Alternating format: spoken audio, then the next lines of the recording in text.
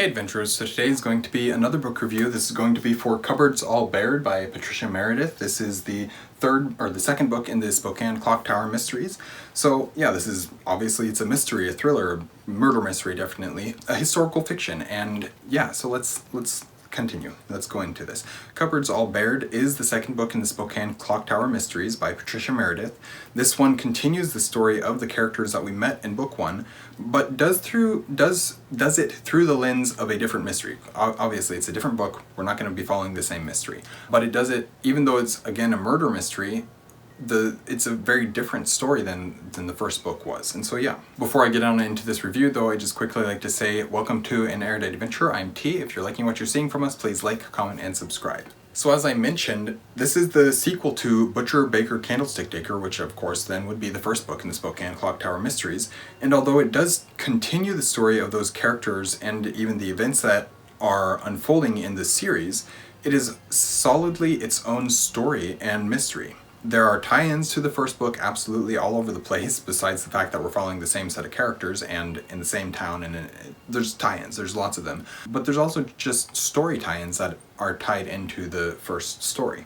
Of course, because of that, I recommend reading the first book first, but that does not actually influence if this book is a good book on its own or not, which I really appreciate, because I find that with mysteries, I kind of like when it's a single mystery and then we set that aside and move forward, rather than trying to drag out a mystery over the course of several books or episodes or whatever it might be. It's nice to just have a single story, a mystery that is spanned and completed, wrapped up in a single book, which I think is why so often you see mystery and crime stories to be told in that manner, very episodic manner. This again is, as I've already mentioned several times, a murder mystery.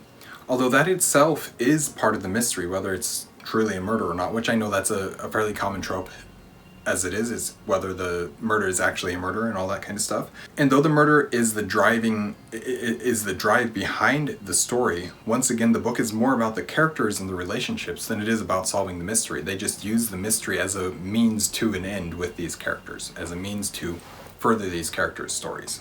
We have excellent characters here, and I remember just how much I enjoy them as I become reintroduced to them.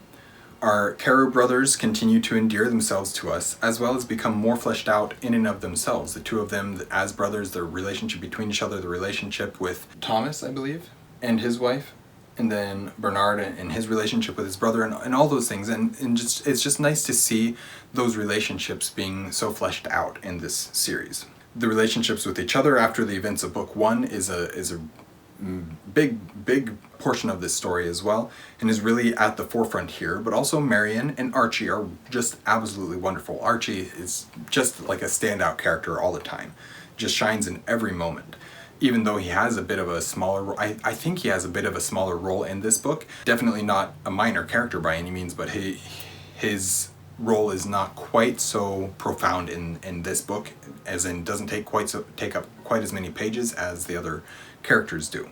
Also the narrator, though, I've mentioned this with the first book, Rebecca Cook is just so good.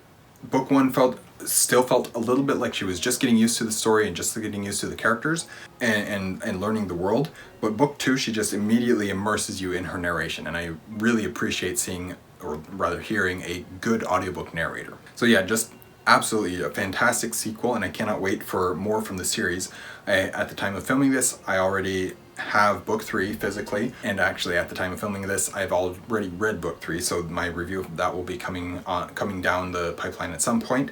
I'm sure I will get back to the series sooner rather than later, and in fact, looking back now, I can say that yes, I did do that. But even with book four, which is not out yet, as soon as it does, it'll be one that's a fairly high priority for me. Though I read several other excellent books in March, which is the month that I read Cupboards All Bared in, I think this was probably my favorite of the month. And I read some other really fantastic books that really worked perfectly for me in March, but I do think that Cupboards All Bared just kind of squeaked out as the top book of the month. So anyways, that is my review for Cupboards All Bared, Book 2 of the Spokane Clock Tower Mysteries by Patricia Meredith. Thank you guys for watching an Erudite Adventure. We post videos every Monday and Thursday, and have our social medias linked in the description down below. We will see you guys again soon. Stay warm.